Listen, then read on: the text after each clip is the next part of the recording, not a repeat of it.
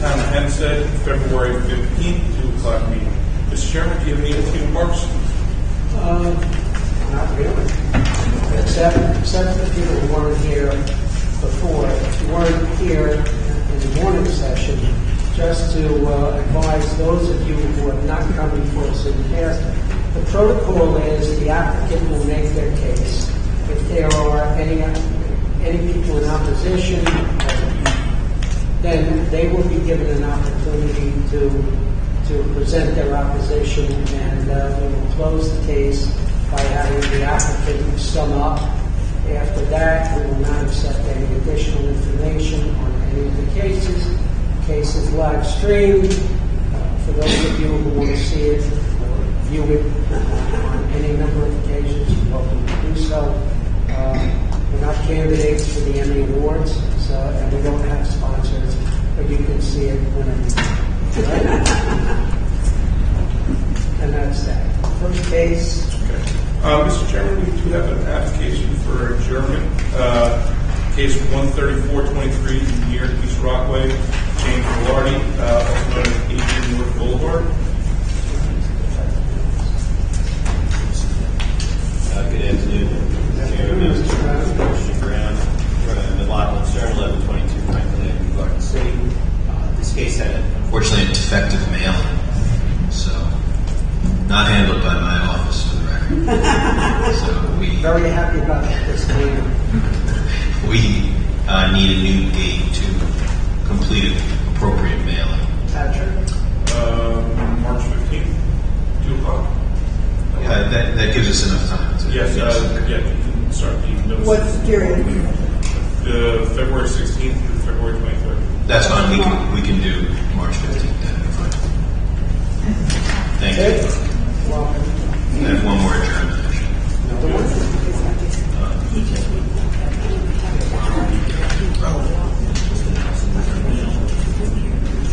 Totally, yeah.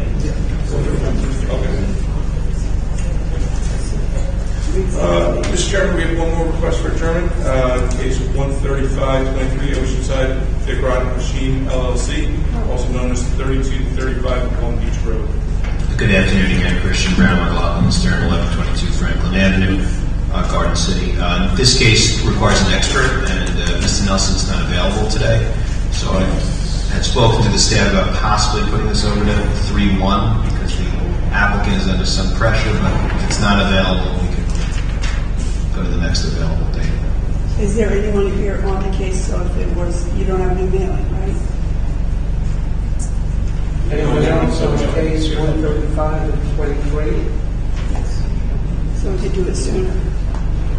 No, 3-1's the next date. 3-1's the next date? 3-1's the next date. 3-1, 2 o'clock. 2 p.m. Perfect. Thank you very much. Welcome.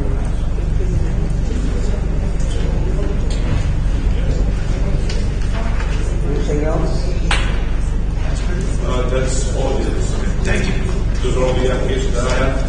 Does anybody else have any applications for adjournment? Any other applications? Okay, next we have case 11923 through 12023, Hewlett, Charles Schoenfeld. Variances, lot area occupied, side yard, vacated wooden deck attached to dwelling. Variances, lot area occupied, maintaining the condition attached to dwelling, also known as 1525 Moffett Avenue. Swear or affirm to tell the truth, the whole truth, and nothing but the truth, okay? Please take a seat, sit, and address for the rest. Lisa Koshida with permits of arrest, 338 Charlotte Turnpike, number 396, Syosset, New York, 11791. Good afternoon, Mr. Chairman and members of the board. I'm here representing Mr. Schoenfeld, who wishes to maintain and legalize the rear-story addition and a wood deck. This property is located in the Residence B zone. The rear one-story addition and the deck put the lot coverage to 31%, where the required is 27.5%, which is a minimal increase of 3.5%. The deck has a side yard setback of 4.4 feet, where the required is 5 feet. These structures have existed since about the late 1980s. Mr. Schoenfeld respectfully requests your approval.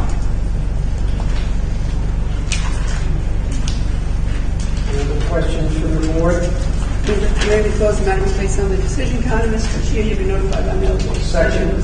Second. Thank you. Favor? Next, we have case 12123, Levittown, Chester Kaczynski. Special exception to maintaining a second accessory structure shed higher than permitted, also known as 157 Old Road. You swear or affirm to tell the truth, the whole truth, and nothing but the truth, so help you God? Please take a seat. State your name and address for the record.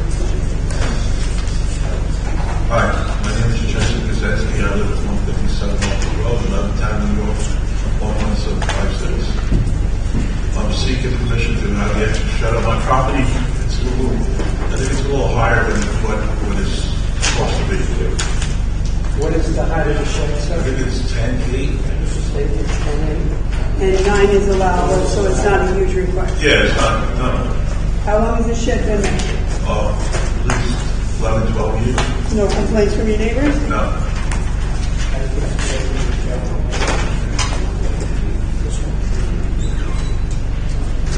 Have anything else to accept? No, that's it. Thank you. We want to have a motion. Move that the hearing be closed, the matter be placed on the decision counter. Sir, you'll be notified by mail of the board's decision Second. once it is rendered. Okay, All thank in you. favor? Aye. Any opposed?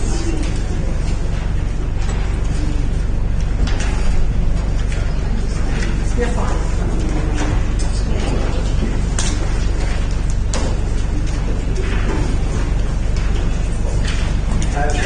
Next, we have case 12223 through 12623, Elaine Blagrove and Warren R. Sterling. Variances, front yard average setback, lot area occupied, side yard maintained one-story addition, enclosed porch, and cellar entrance, all attached dwelling. Variance lot area occupied, maintained wood deck attached dwelling. Variance lot area occupied, maintained shed. Variance lot area occupied, construct attached garage. Variance lot area occupied, construct second-story addition as well, also known as 708 Windsor Road. Sir. Swear or affirm to tell the truth, the whole truth, and nothing but the truth, so help you God? Please take since and your name and address for the record. My name is Gary Miller. I live at 616 Harvard Avenue in Baldwin.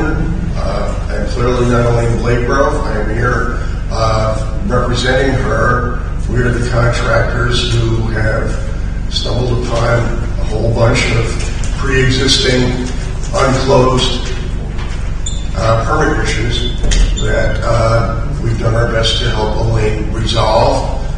Clearly, the first three of these cases in our pre-existing conditions, mostly involved with lot coverage, and then there's as he explained, the gentleman, permanently attached elements to this. We're involved because Elaine came to us, asked us to put on an addition to the pre-existing first floor addition, which was in violation, as well as a detached garage. Insofar as that's concerned, the only background that I have on it was it seemed that she was sort of abandoned by previous contractors and architects, etc. And we've done what we can to resolve the issues. Okay, so can I just go through real quick here? So, in terms of the things, some of them are already there and you want to legalize them. My voice doesn't carry, I apologize. Some of them are already there and you want to legalize them, and some of them we need to construct, right? Right, the Already final there- two, the detached garage and the second story additions would be new work. So already there is a one-story addition. Already there is a porch you'd like to maintain that needs some relief. Already there is a roof over porch separate that you need to maintain. Already there is a cellar entrance that you'd like to maintain. And already there is a deck and a shed that you would like to maintain. Separately, you would like to construct a detached garage and a second-story addition of some sort. That's somewhat accurate. That's it. That's So it. the items that were already there, were they all put in at the same time or different times? You tell me the times.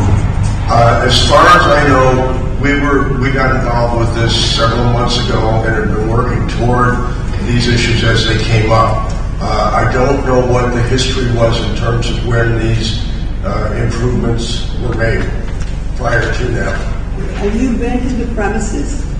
I have visited the land, picked up documents, that's about it. I know the front porch does exceed, it comes out further than You most. get there. You haven't been in the basement? I'm sorry? Have you been in the basement? No, I have not. Are there plans detailing what is currently in I there? believe here, actually, I have a,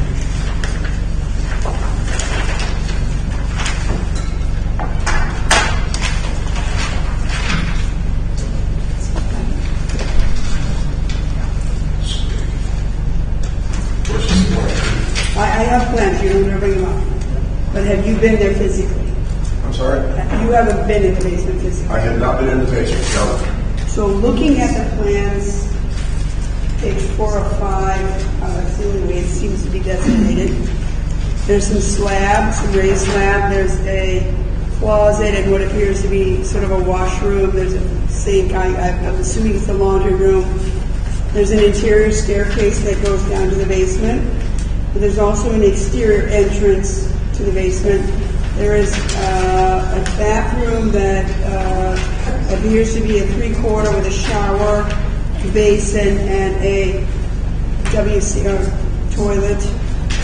There's a heater area in the sink, and then there's some other apparently open space.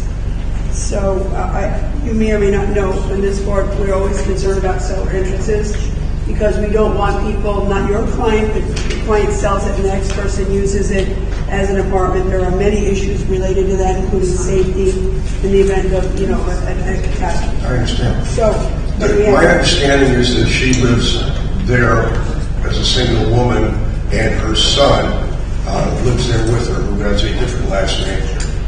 okay. Last names don't concern us too much.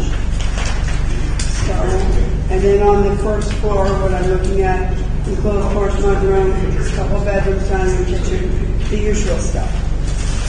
With all due respect, what brings you before the board at this point? Hopefully to seek approval of the variances. So the house is not under contract to be sold?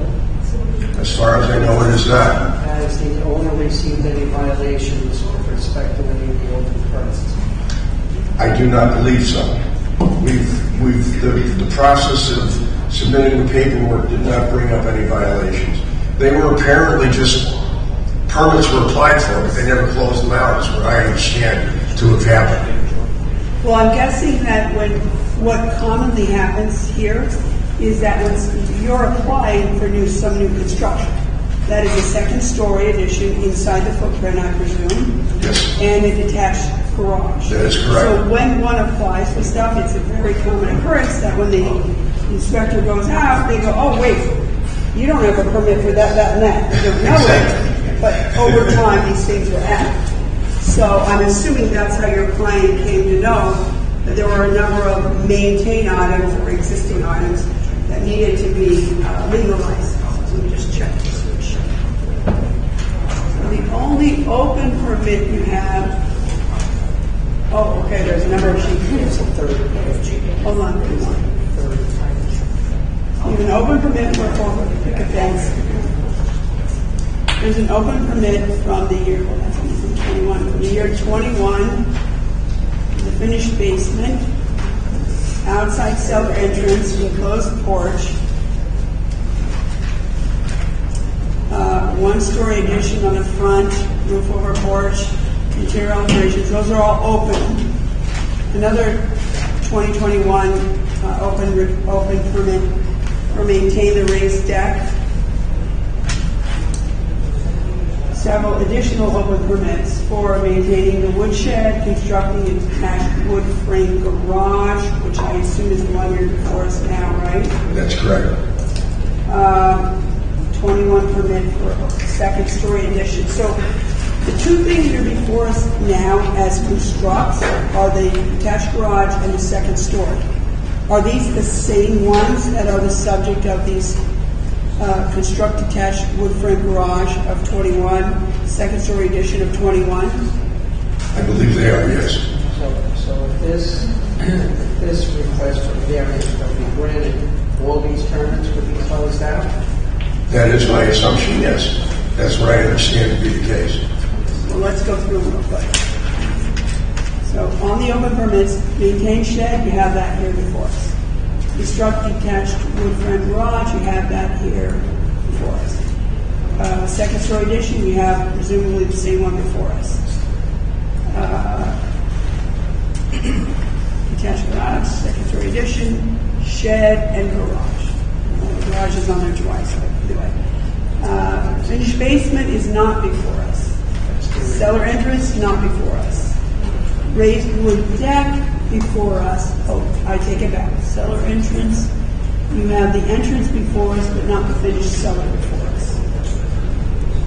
And the finished basement, it's hard to tell whether or not it's part of the same request, but it might be. The entrance, but is the whole finished cellar unclear. And a picket fence, 4 and 6 feet, which is not before us at all, right? I don't know anything about fences. Nor do I. Okay. So.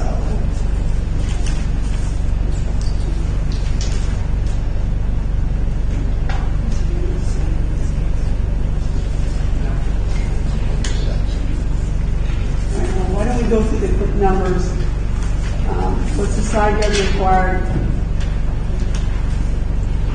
So the variances you need are front yard offset setback, water yard occupied, side yard.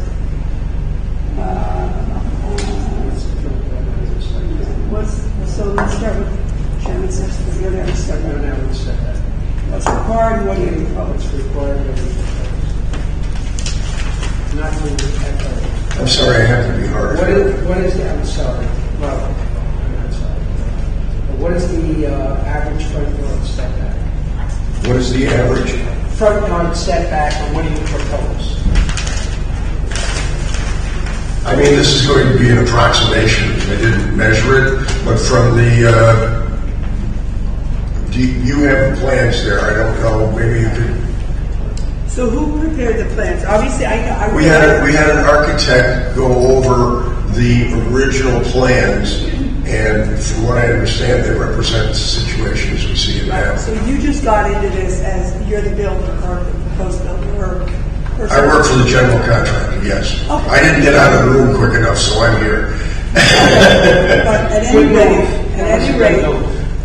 any rate, whoever's managing this project got you to come here, and that somehow there's an architect involved, and you presume the architect did the appropriate measurements and provided the information necessary. So let me just find out what.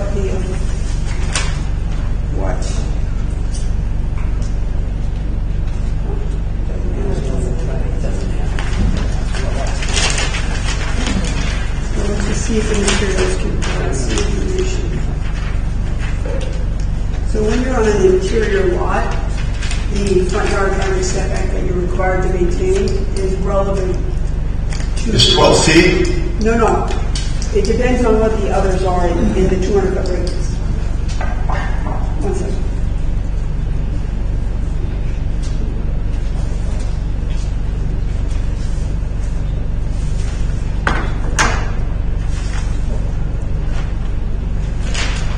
As far as I understand, the addition that we're talking about is on the same footprint as the house occupies now, so the setback will not be changing from what it is. The chairman has just mentioned that. All right, with all the respect, sir, it's very, I don't mean to be offensive, but you really can't testify as to anything with regard to this application. And it's not fair to you. It's not fair to you, so we're going to put this over.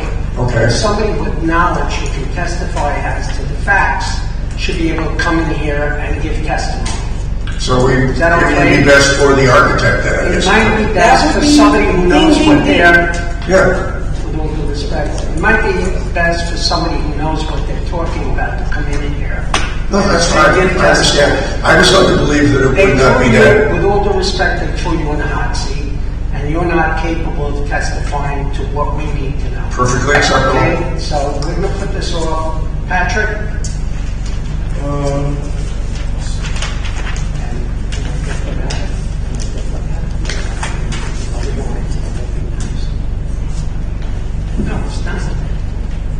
not fair. It's not fair use, sir.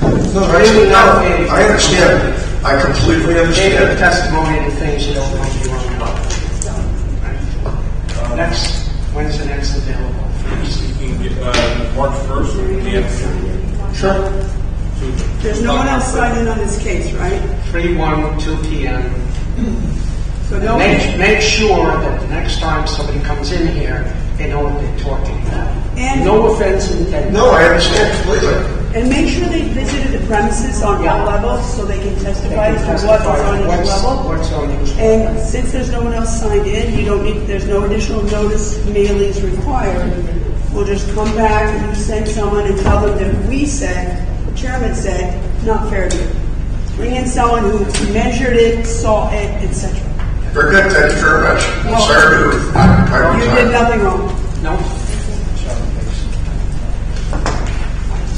Next, we have case 12723, near Westbury, and Michael Christopher, RT Living Trust. Variance, side yard, maintained AC unit, attached well, also known as P29 Fairfield Avenue. You swear or affirm to tell the truth, the whole truth, nothing but the truth, so help you God? Yes. Please take a seat, state your name and address in the microphone. Michael Barbarisi, 829 Fairfield Avenue, Westbury, New York, 11590. You have a very important case before us right now. Heavy. This is heavy. You sure you don't want to bring in expert testimony? Kidding. You want to keep Keeps a sense of humor, Mr. Yes. keep an air conditioning unit that you Yeah. very carefully enclosed in a construction fence. Yes, that's unfortunately because my neighbors, if you look at the photo, I have a photo on my phone, they're very unkempt and just everything goes flying with this wind, it's insane. I mean, bottles, containers, it's unreal.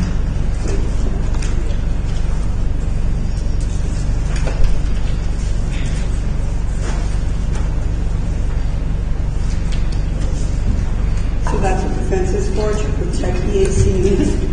When I tell you bottles, cans, everything goes flying, it's insane next to my house. They're so unkept, it's insane. In 18 years, it's the first time someone put a fence about the AC unit to protect the AC unit. Well, if you see the things that go flying, you'll understand why. It's actually just made up of, it's plastic, it's garbage. No, we noticed. I know. We noticed. I had to do it unfortunately Never because it was, I mean, Usually it's Provides Bins. incredible amount of security. remember when Sandy hit and all that stuff? I mean, bins went flying across. So, I'd rather spend $40 to repair, to No, protect we're not it. being critical. We never had anyone how to protect the AC unit from the neighbors. It's usually the opposite. Listen, I wish somebody could go there and clean the side of the house, honestly. But I'm respectfully requesting the variance. Is that your case, sir? Yes? It's impressive. Mr. Chairman, Any other comments from the board? I know that the hearing must have based on the decision calendar. You'll be notified by mail of the board's decision. Thank you. Second. All in favor? Aye. Any opposed, any abstentions? Next, we have cases 12823 and 13023. Mary Pink. Variance, side yard, and maintained AC units, attached dwelling. Special exceptions to maintain accessory structure, shed higher and larger than permitted, and exceeding horizontal maximum. Maintain pool equipment with less than required side yards, also known as 73 Fraser Avenue. Swear or affirm to tell the truth, the whole truth, nothing but the truth, so help you God? This case is state your name and address in the microphone. Good afternoon, my name is Mary Hickey. The address I'm here about today is 73 Fraser Avenue, Barron, New York, 11566. Can you speak into the microphone? And as loud as you can. Yes, scream if you can. My name is Mary Hickey. Yeah, Mary, find your Hold on. I usually have a really big voice. I'm afraid of that microphone. Okay. Okay. There you go. All right. Sorry about that. My name is still Mary Hickey. Well, you haven't changed. I'm thinking about it. I'm here about 73 Fraser Avenue, America, New York, 11566. I currently live at 177 David White's Lane in Southampton. I'm here respectfully requesting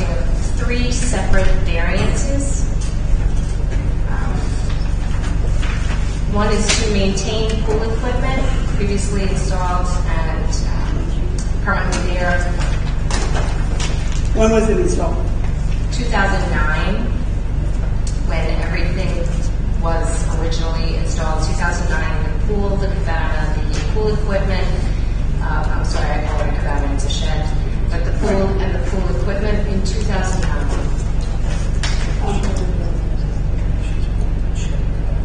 Okay, I got it. So, with regard to the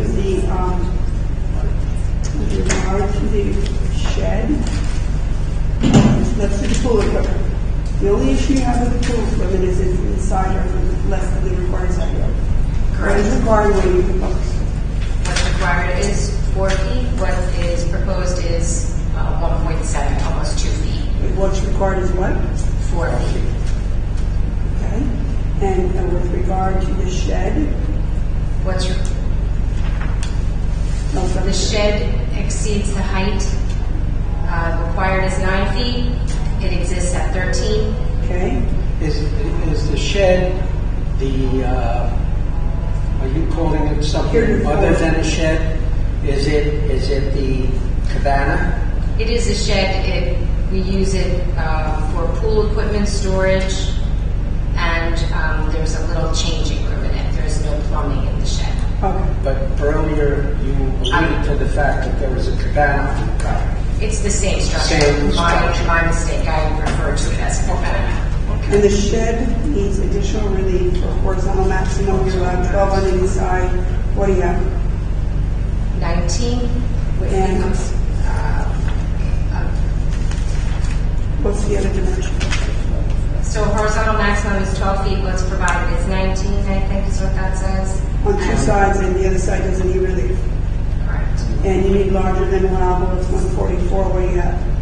209.88. And then the last thing I think you have is the air conditioning unit. Correct. You need a side yard on that. Correct. Required is 5, and what we have is 4.5.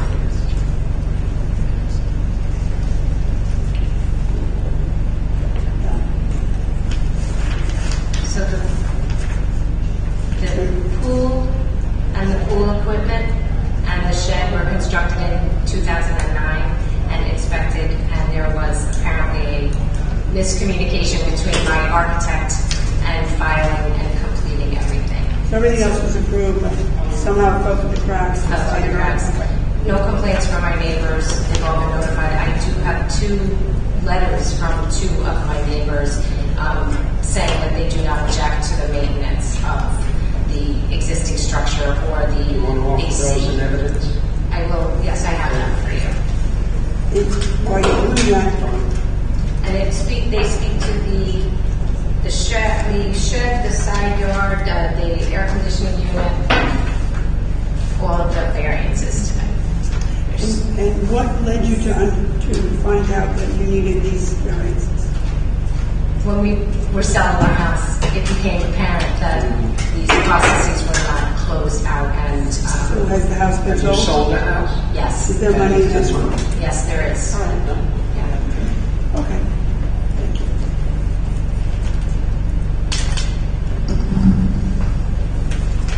Anything else you'd like to add? I would like to thank the town for being very helpful in helping me figure out the process that I needed to do to get to this point. I thought it was all done, and I will tell you that they were extremely helpful in guiding me through the process. So I thank them for that. That's nice to hear. Thank you for thanking the town. We don't always hear that. You notice you didn't have us.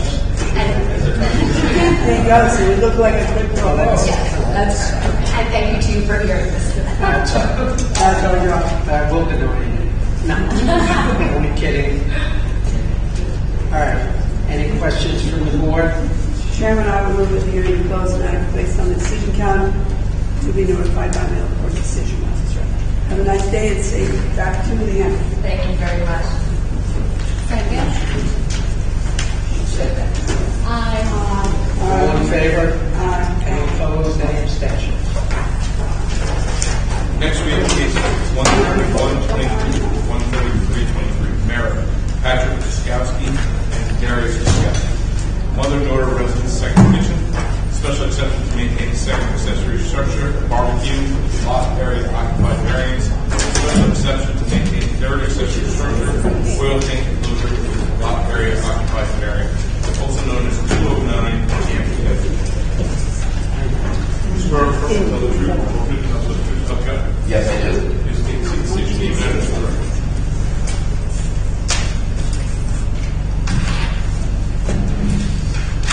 John Tufel, professional engineer, 707 Route 110, Farmingdale, New York. Good afternoon, Mr. Chairman and members of the board. I'm here today with Jaskowski's. We have Darius Jaskowski, the dad, Angeliska, excuse me if I pronounce this wrong, that's Jaskowski, the mom, and then Patrick, the son, and Lisa McMillan is Patrick's fiance. And they're here today seeking to maintain an existing second petition for a mother-daughter residence. We're also requesting a lot area occupied variance and 2 special exceptions to maintain a masonry barbecue and an oil tank enclosure. I've been informed that the residence had mother-daughter status under the previous owner. Patrick Jaskowski and Lisa McMillan will live upstairs, and Patrick's parents, Darius and Angeliska Jaskowski, will live downstairs. They're aware of the restrictions regarding 1 mailbox, 1 doorbell, gas water, and electric meter.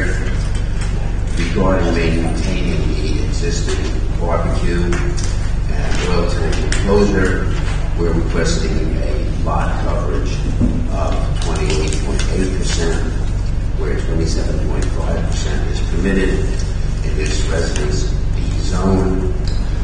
Both of these structures existed when the Jaskowskis purchased the home this past July of 2022. This completes our case, and we'd all be happy to answer any questions that the board might have. So at risk of being redundant, who's going to be living in the primary residential unit? Okay, well, the primary, excuse me, I have to just get the sheet out here.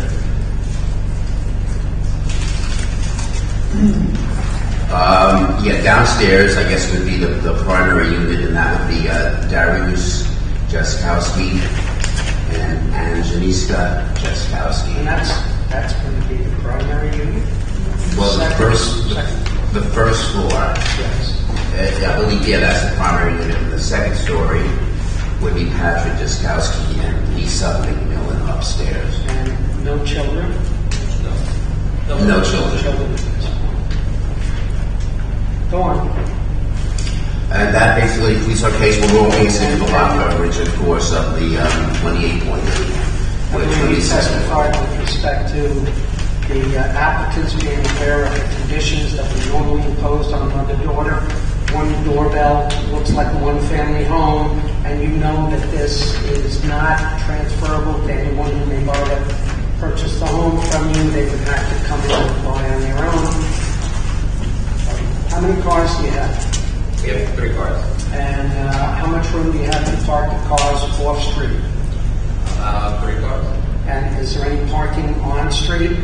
There is parking on the streets available. So the actual driveway fits about 4 vehicles. We have all 3 vehicles on the driveway, and then on the street you can fit 3 more vehicles, but we don't park on the street. And the Board of Architectural Review.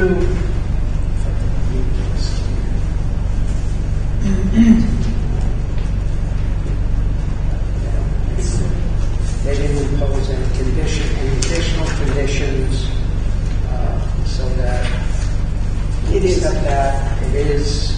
It's convertible back into a single-family residence in the event you sell it or no longer need it as a two-family. Remove the kitchen, obviously, etc. All right. Anything else, Mr. Tufel? No, thank you. Do I have any additional questions from the board? Mr. Chairman, I would move that the hearing request the matter be placed on the sitting calendar. Mr. Tufel, you and your clients who have signed in will all receive a copy of the decision by mail once it's rendered. Thank you, everyone. Have a nice, safe walk. Thank you. All in favor? Any opposed? Okay. Next case, Patrick is 134, 2023, nearest Rockway. That's adjourned. Just a minute, that's been adjourned. Okay, just want to state that for the record. That case has been adjourned to March 15th at 2 p.m. Next case, 135-23, Firkat Hashem LLC. That case has also been adjourned to March 1st, 2 p.m. We're now looking at the 2 p.m. adjournments.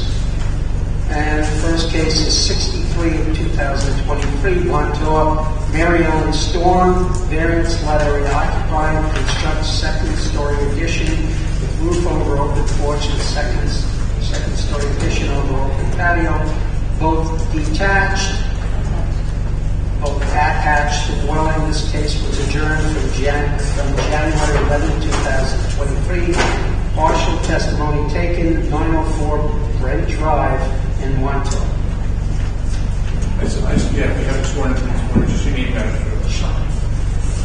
Lisa Koshia with Colonel Taras, 338 Jericho Turnpike, number 396, Syosset, New York, 11791. Good afternoon again, Mr. Chairman and members of the board.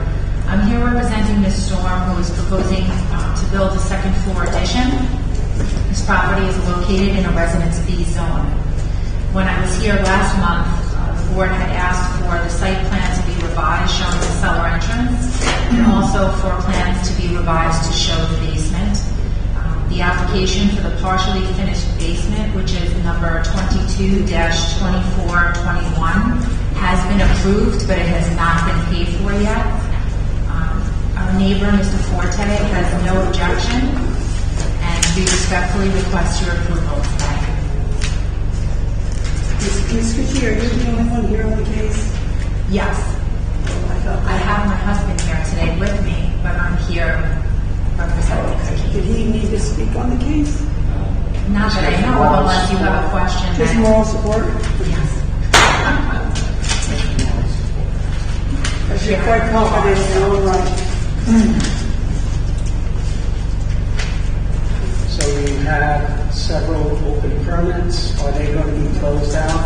Should the board be inclined to grant this application? Yes.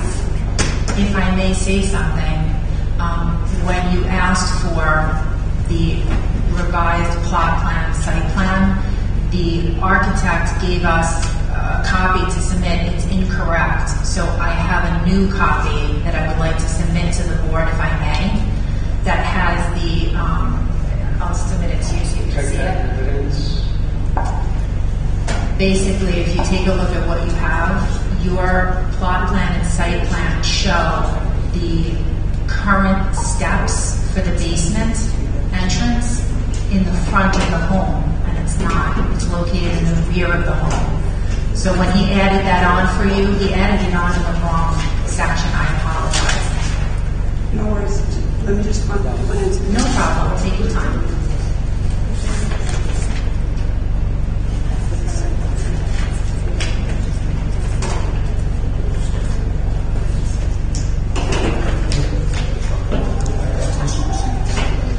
So Ms. Kuchi, just so I can clarify, I just want to see the date.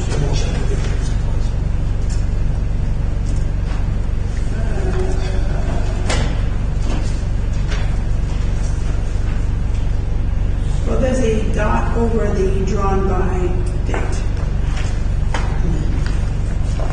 So you just quickly take a moment to look at the plans.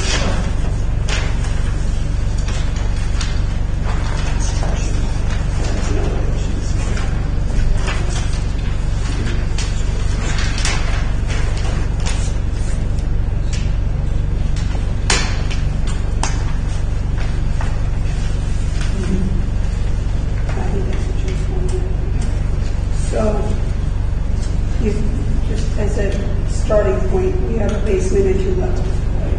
Correct.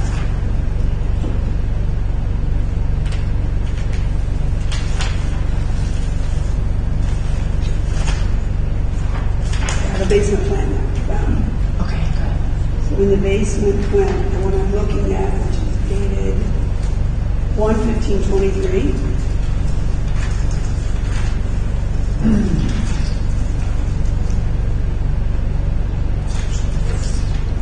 rec room and unfinished storage, what appears to be a 3/4 bath.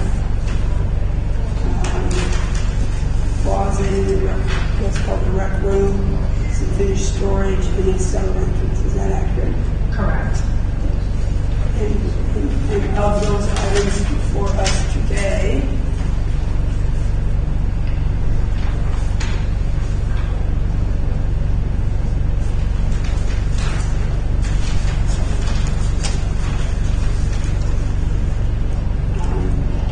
it's on the second floor, on the first floor, let's just see.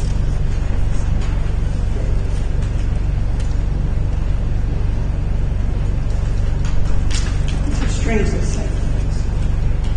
First floor you have the room, dining room, kitchen, bathroom, bedrooms. Right?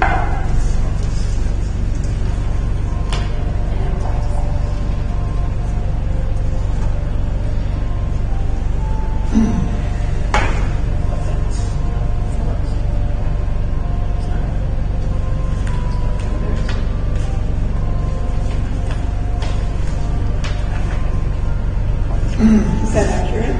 Correct. And then, How many people are living in the house at this time?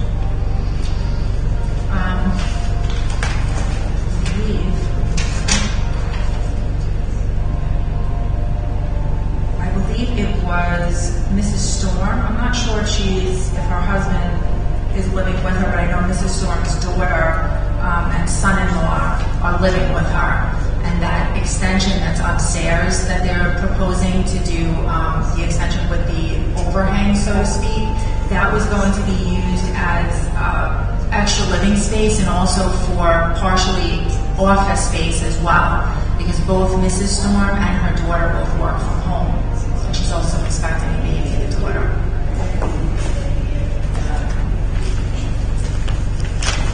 And there's no one living in that basement. No.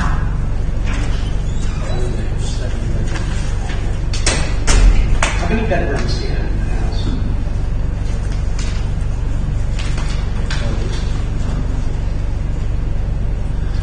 It would be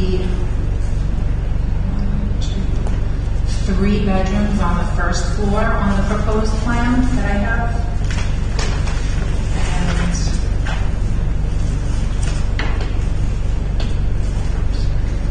the second floor I also have 3 bedrooms and then an office area / den. How many people are living in this home? It would be, I'm not sure if Mrs. Storm's husband is alive, but Mrs. Storm, who's the mother, the daughter, the son-in-law, and the daughter is expecting, so I guess the baby would he or she alive. Total of 5. So it would be, two of the same bedroom. Is there anything else you'd like to add? at this time, no. Do I have any questions from the board? I mean, the hearing closed, and that one, please. Hold on a Hold on a second. moment.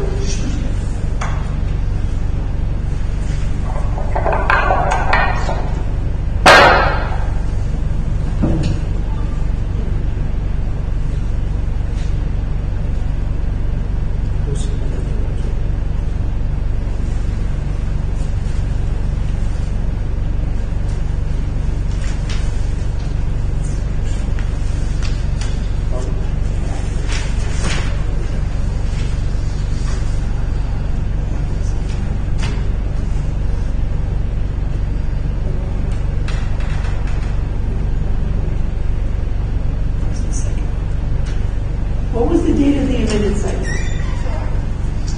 you know.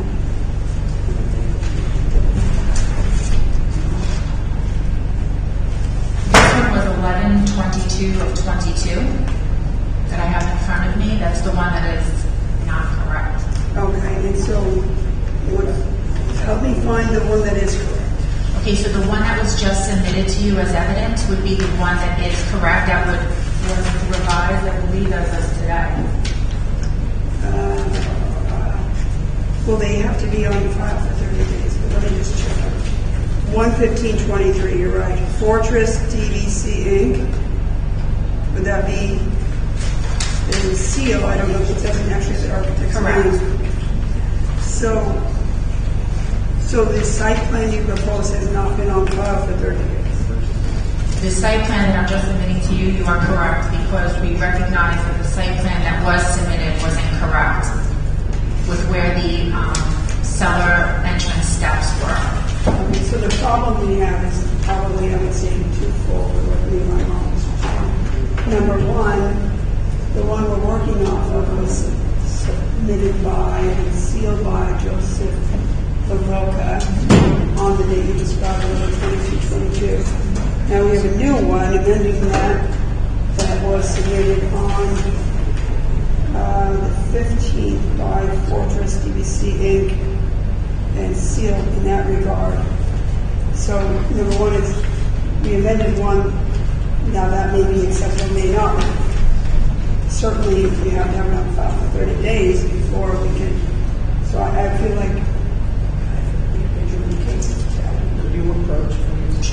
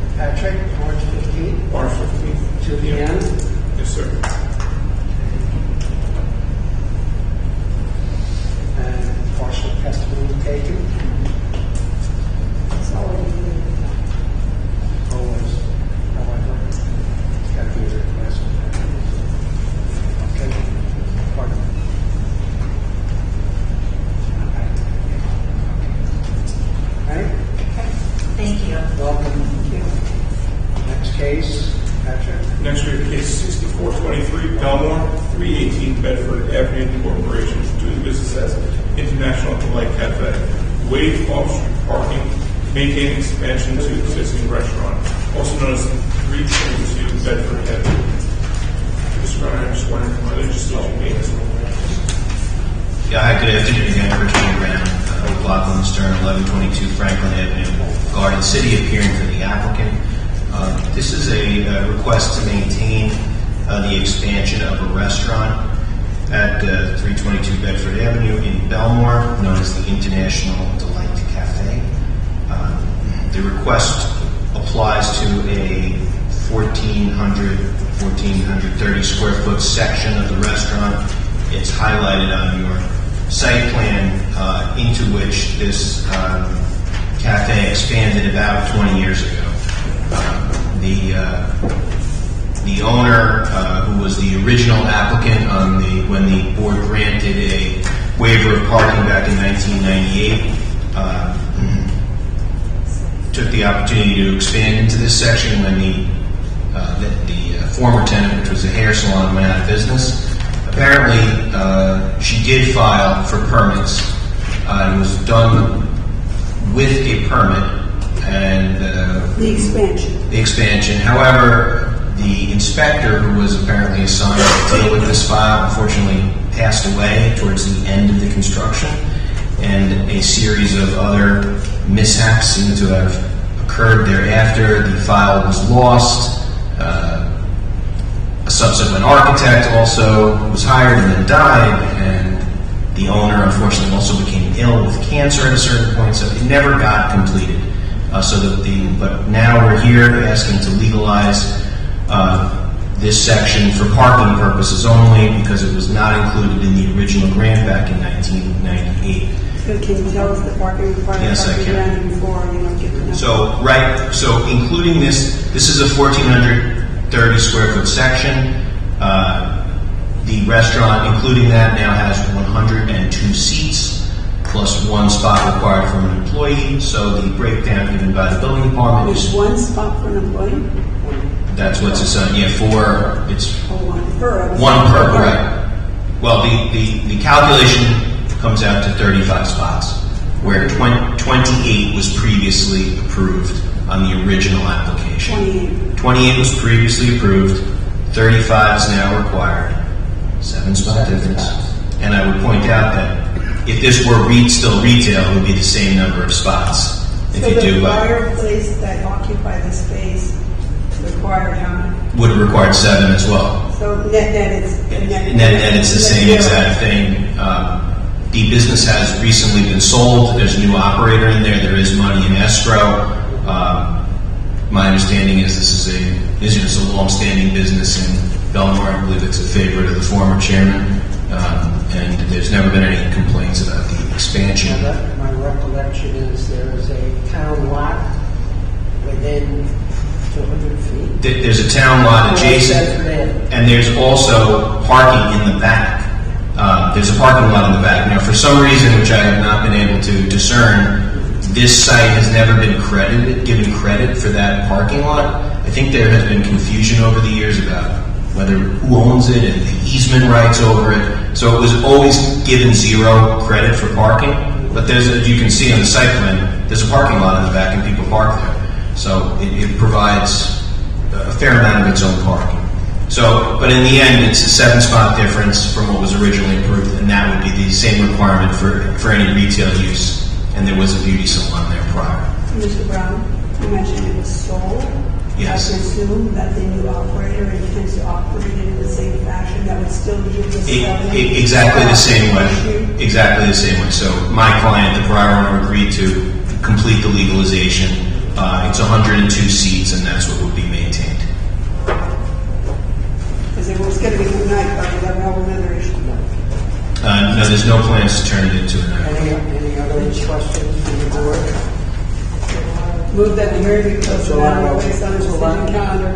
Mr. Brown will be notified by mail of the board decision once it's ready. Thank you very much. Have a good day. Mr. Brown did last year. You're not funny. I was following the chairman's lead. Ay. Have a good day. All in favor? Aye. Any opposed? Any abstentions?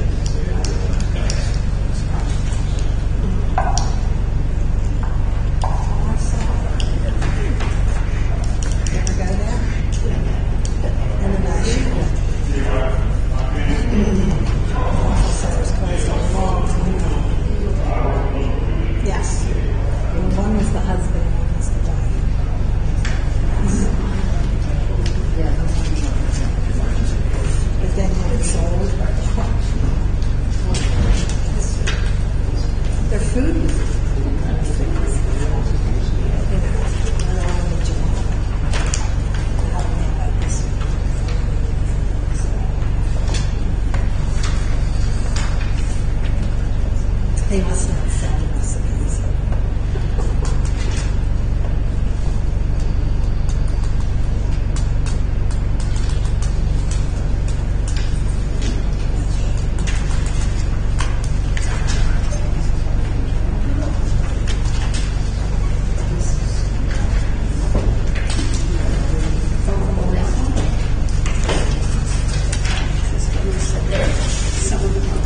Finally, we have case 8323 East Meadow, Marianne Marietta. Variance of lot area occupied, rear yard, maintained addition and attached dwelling, also known as 2044 Franklin Avenue. Sworn in earlier, just your name and address for the record. Lisa Koshia with permits of us, 338 Jericho Turnpike, number 396, Syosset, New York, 11791. Good afternoon again, Mr. Chairman and members of the board. I'm here representing Mrs. Mariali, who wishes to maintain and legalize an addition. This property is located in a residence B zone.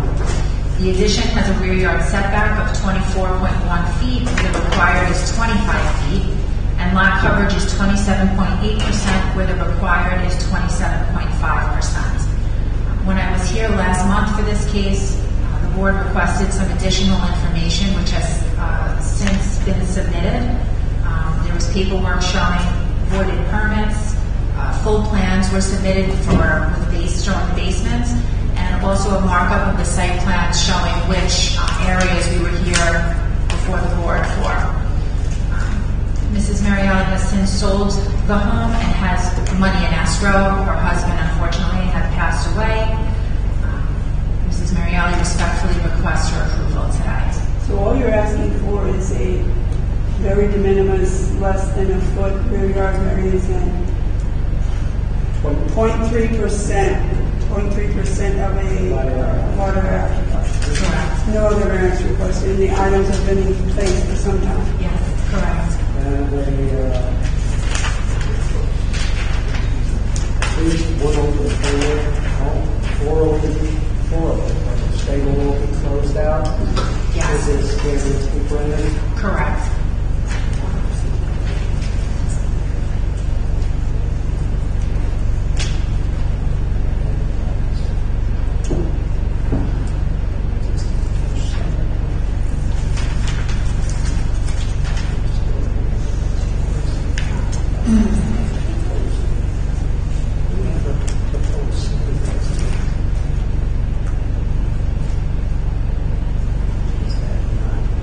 There's an open permit for a proposed senior residence. Is that gone by the wayside?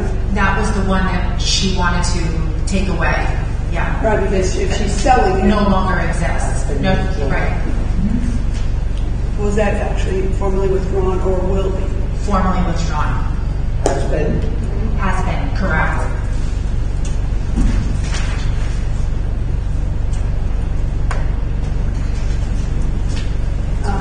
And I recall correctly, we didn't have there was some confusion about the floor plan earlier. Did we receive some photos? I didn't get them back. Do you have photos? I do have some photos that were taken, which I can submit if the board wishes as Yeah, who evidence. took the photos? One of the people in my office actually went to take the photos, but Okay. unfortunately we couldn't get in there. Okay, and do they fairly and accurately represent it? Yes, I'll accept those as the police. thank you.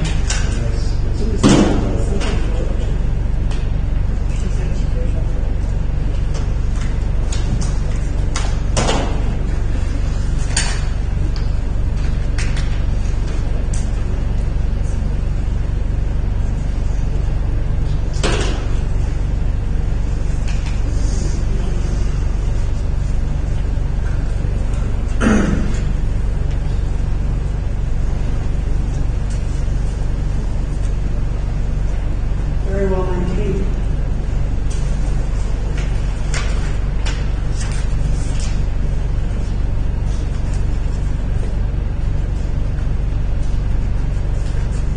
I watch the HGTV stuff sometimes when I board in. I like the open concept.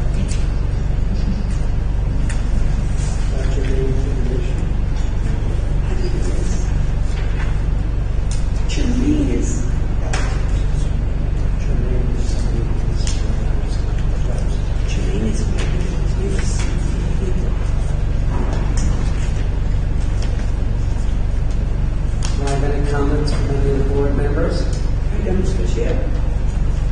hearing to close the matter be placed on the decision calendar. Mr. Cheney, the mail for decision was adjourned. Thank you. Thank you, you too. Second. All in favor? Aye. Any opposed? Any abstentions?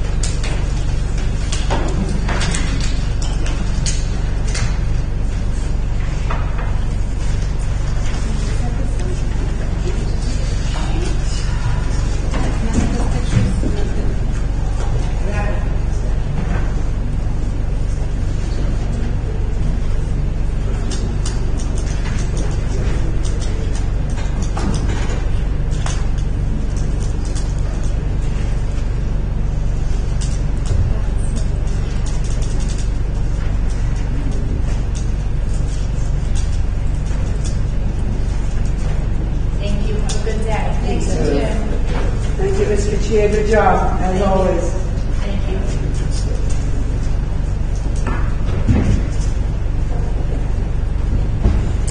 All right, we'll take a short Right? break.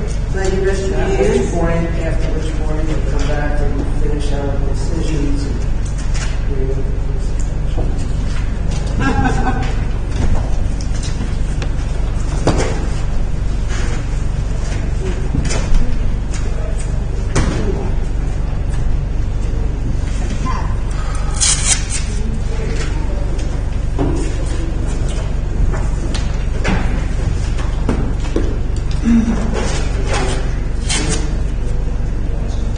I want to start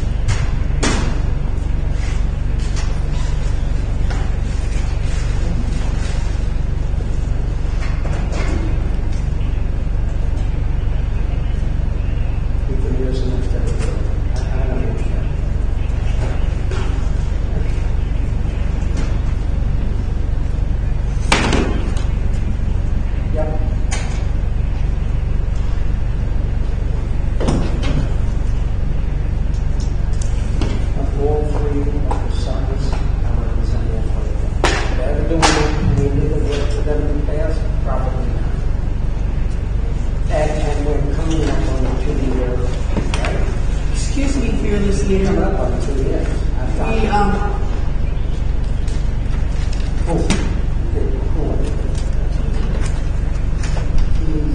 which one is he? Is he? Oh, yeah. That was his primary residence. Yep. Down, I'm with the board of zoning appeals, so I don't have the file in front of me. hey, Mr. Regano, we got some good donuts and coffee. Come when you can. Yep.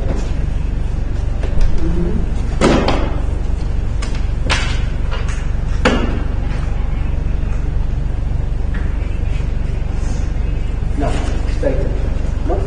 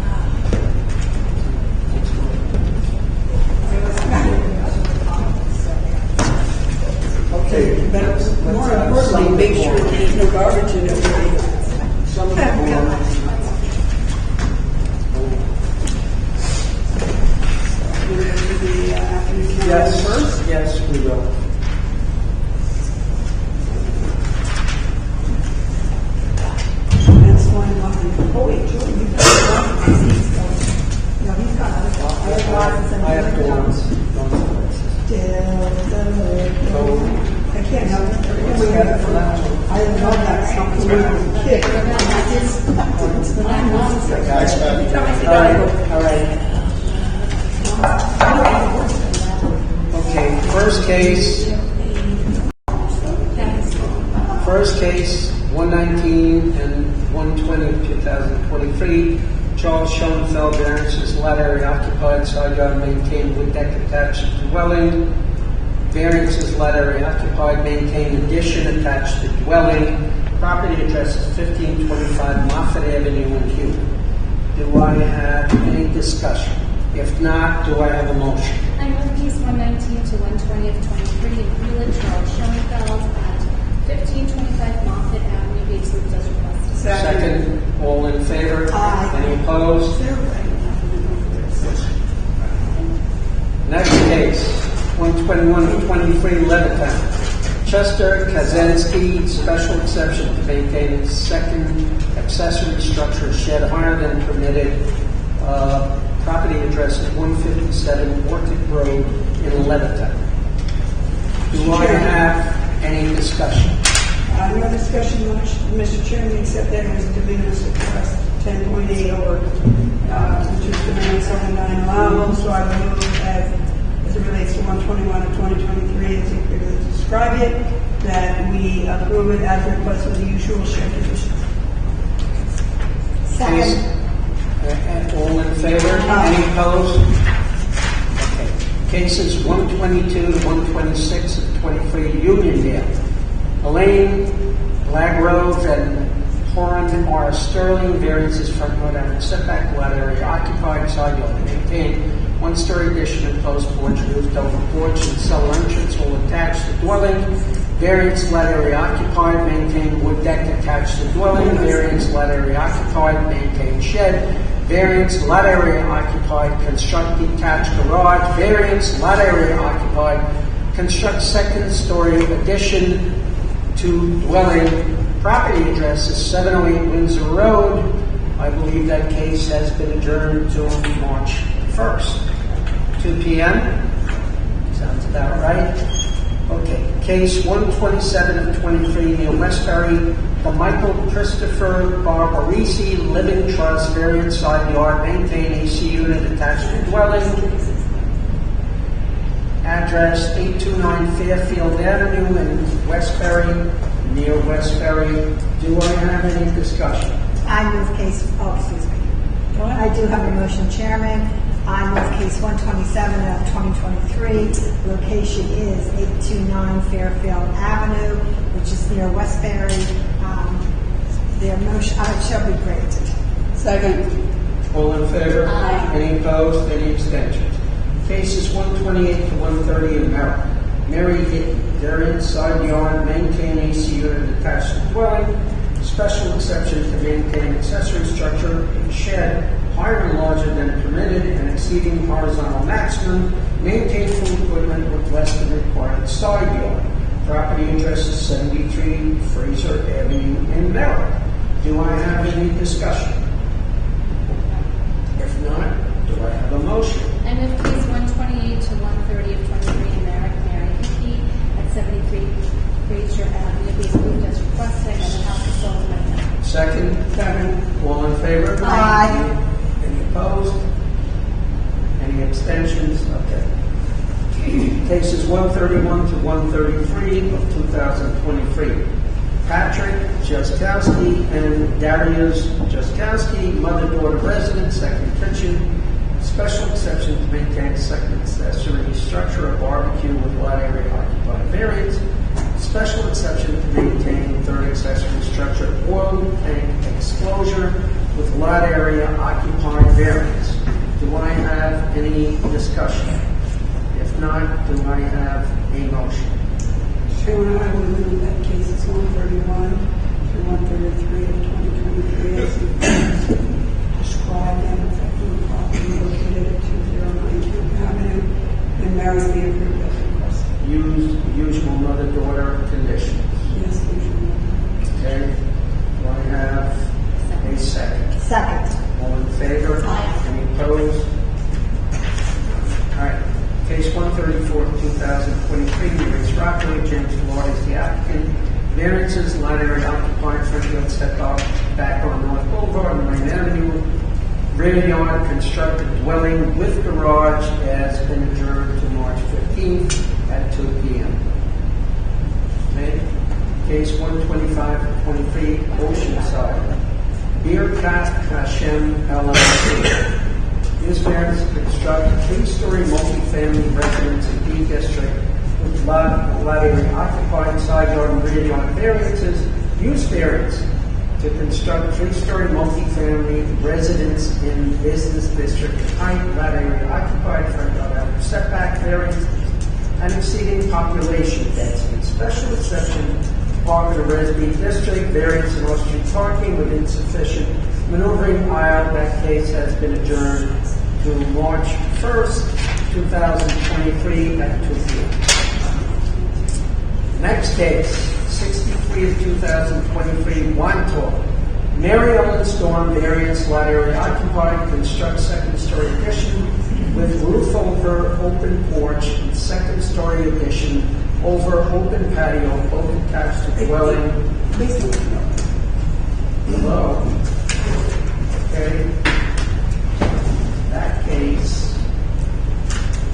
When did we decide on it? Being That adjourned. case is adjourned to March 15th at 2 p.m. March 15th at 2 p.m. Partial testimony taken. Case 64 of 2023, 318 Bedford Avenue Court, doing business as International Delight Cafe. Waive off-street parking, maintain expansion to existing restaurant, property address 323 Bedford Avenue. That was, do we have any discussion? If not, do I have a motion? I move case 64 of 2023, located at 318 Bedford Avenue. Yeah, that's 322 Bedford Avenue in Balmore be granted as requested. Second. Second. All in favor? Aye. Any opposed? No. Last case, 83 of 2023, East Meadow. Marianne Mariallo. Variances, lot area occupied, rear yard, maintained addition attached to dwelling. Property address 2044 Franklin Avenue. Do I have any discussion? If not, do I have a motion? I move case 83 of 23 East Meadow, Marianne Morality at 2040 Franklin Avenue, be approved as requested. Do I have a second? Second. Okay. All in favor? Aye. Any opposed? No. Okay. So let us revisit a few cases on the reserve decision calendar. Most notably, cases 843 and 844 of 2022 near Garden City, Retail Property Trust, special exception for proposed detached hotel, special exception to exceed FAR floor area ratio and square footage variance in on-street parking, special exception to exceed floor area ratio and square footage, proposed detached retail store, variance in on-street parking. Property address is Roosevelt Field. That's kind of nebulous, but okay. We'll move on. Do I have any discussion?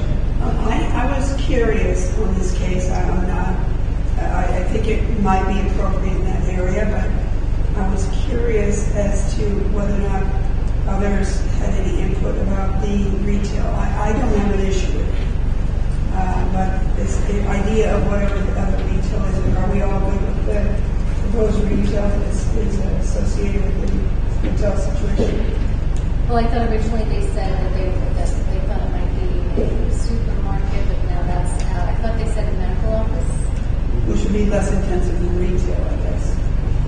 Okay, so if it's not a medical, would they have to come back? Or could we just... Well, my thinking would be, Hold on. my thinking would be initially that we deal with the secret determination, which I'm going to make a motion on. And secondly, well, so others first start with making a secret motion. 843 to 845, 844, pardon me, 2022 near Garden City, as the chairman has described it. I would recommend, based on the testimony and papers and materials in the file and the analysis done by the members of the building department, that we adopt a negative declaration as to the secret determination. Second. Second. All in favor? Any opposed? Any abstentions? Now, as it relates to the application in general, my thinking, but I need the input of the board, is that I'm okay with the variances sought, given that it's an industrial area, that there was really no opposition to it, that it does seem consistent with the character of this neighborhood, and I would, my thinking would be a motion, before I make the motion, I would just put out there that would be that we approve it in this forum with the caveat that the town board, that it meet all requirements of the town board, and the town board have the open oversight basically as to CEQA in the end and as to the site plan analysis, etc.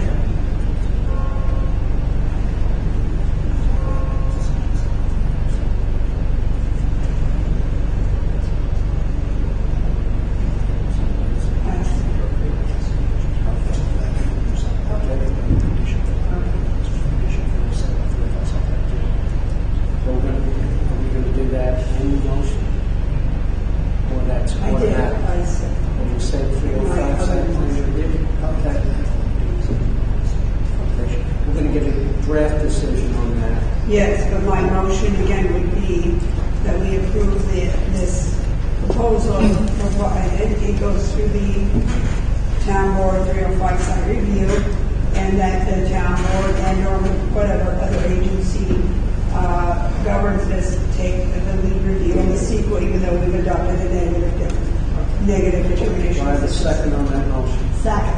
All in favor? Aye. Any opposed? Any abstentions? All right. Next case, 89 of 2023. Elma, Jenny Meredith, variances, lot area occupied, front yard and setback, side yard aquifer. Construct second-story addition to camping, two-story addition with balconies, enclosed foyer roof up for portico and wood deck. Property address is 1600 Roslyn Avenue in Elma. Do I have any discussion? Yes, I went to look at it and I asked them to pull the plans, which they did. And it is a large extension that they're putting on. And as I was reviewing the plans, I noticed that there was a basement entrance, there was bathrooms in the basement. So I will, approve in part and deny in part. So I will approve the 89 of 23 Elma Jenny Meredith at 1600 Roseland Avenue. I will approve the extension, the construction of the two-story addition, cantilevers, balconies, enclosed foyer, the wood deck. However, I would request to deny the condition upon the fact that no exterior basement entrance and no bathroom in the basement. Second. All in favor? Aye. Any opposed? Any abstentions? All right. Next case, 97 2023, Franklin Square, Hempstead Housing Authority. Variances, height exceeds number of stories, construct 4-story building. Higher than permitted, proposed redevelopment of 104-unit senior housing. Variance in off-street parking. Property address 1170 Martha Place. The board inspected, and do I have a discussion? Yeah, I have some input, and I need the rest support. First of all, as was testified and on inspection, it is true that although it's a 4-story, it aesthetically appears as a 3-story because the area it dips down lower. So that hopefully mitigates some of the feelings of the neighborhood in terms of it looking like more institutional than what is there now. If I recall correctly, there were 104 units before. They propose 104 units now. Obviously, the easy solution is put 104 new little houses there and make it look the same. Problem is, a lot of the residents need elevators, for example. They need other kinds of accommodations. That there's a difference between putting one structure with 2 elevators and, whatever the number is, 20 structures with 20 elevators. Cost-wise, I'm not sure that's something the town is in a position to do. In addition, as we talked about in the hearing, having a centralized entrance point does create a safety. It does help with the safety because when, Lord knows, individual entrances someone could target this area, knowing there are seniors there, and we had seniors testify as to their inability to carry their groceries up. So I know there was opposition due to the size of the structure. Again, it's sunken, so that's good. We can put the elevators in it, which is going to improve the lives of the seniors. They don't want any more residents than they have. On that level, I think it's good. In addition to that, we have some people who were concerned about the aesthetic appearance. So my thinking was that to the extent that the property borders residential areas, which is a large part of it, I would call it, 3 sides roughly, that we would have them put up, I'll say 20-foot trees that create a visual barrier to the neighboring community, the residential community, so that it doesn't look like, some sort of institutional building. In addition to that, there are a number of dead-end residential streets that come up to the property. I think the only one with an entrance, I think it was called Martha. Right. So I would suggest that the rest of the perimeter have a fence so that no one thinks, oh, let me just run down this other side street, park my car there, and cut through the land. Hopefully the idea being keeping everyone using Martha going into the property. In addition to it, this proposal adds a fair number of additional spots. I don't have the numbers off the top of my head, but if they had 50, I think it's 80, or it was a significant difference in that regard. So I think that is a positive in this proposal. I would think that we could, that council to the board could draft a condition in which the management staff of the facility instruct individuals who may not have an on-site parking spot to not park on the residential streets surrounding it. Again, specifically Martha, and if we have a perimeter fence, no one's going to be incentivized to park on the others. And again, I'm not sure that's even going to be an issue, to be honest, because they've added a significant number of parking spots.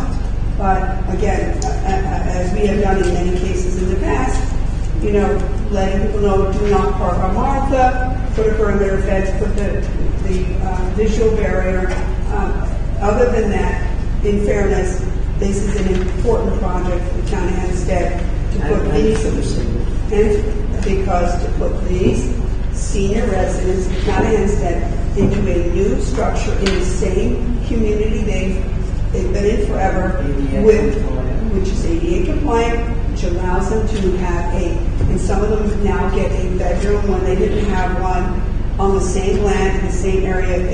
I just think it's really important for the town of Hempstead to do this for the seniors. So my motion, Mr. Chairman, would be, as it relates to case number 97 of 2023, that we grant the application with the conditions that I've sort of laid out and we have discussed on the prior hearing, and that council provide a draft grant to the board to review the conditions and to move forward in granting this application to put a better place to see.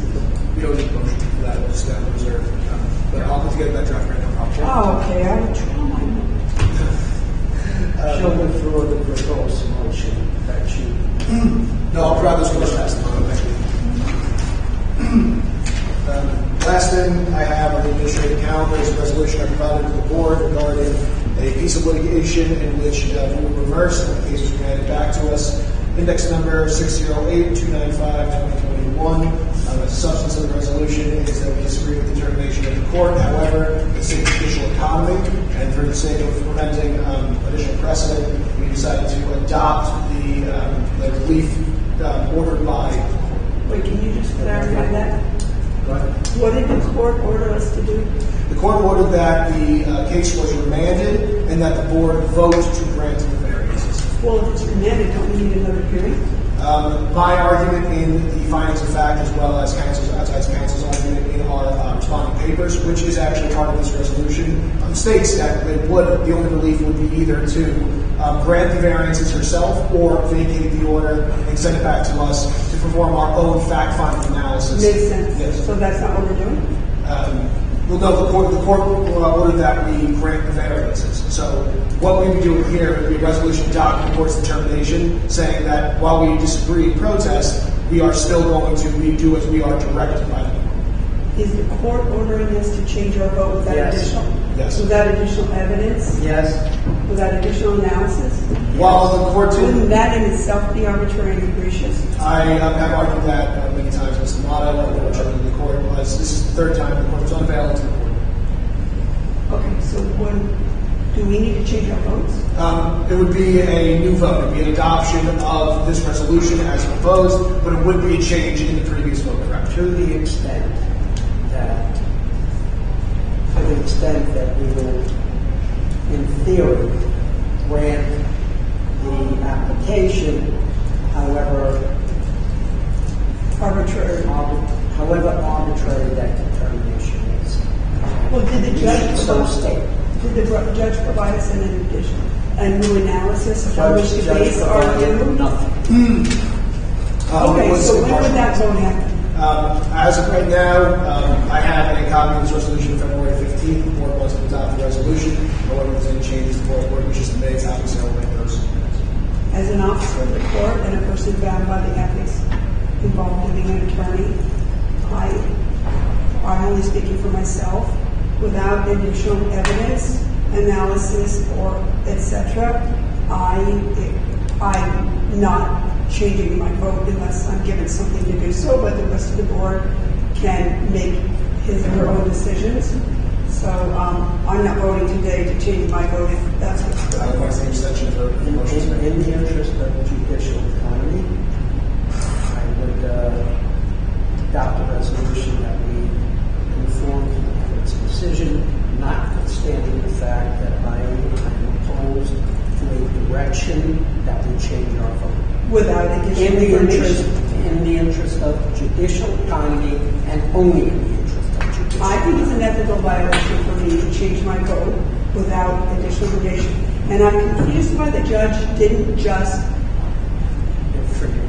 direct the building department to issue it. The judge always has the power to direct the building department to issue it and overrule us. And during That would seem to me to be the proper remedy. during oral argument, that remedy was discussed, and the court believes that that's also within her discretion. It's off the record, unfortunately. It's also within her discretion. However, this is the relief that was written in the short form. Okay, so we can't vote today, I guess.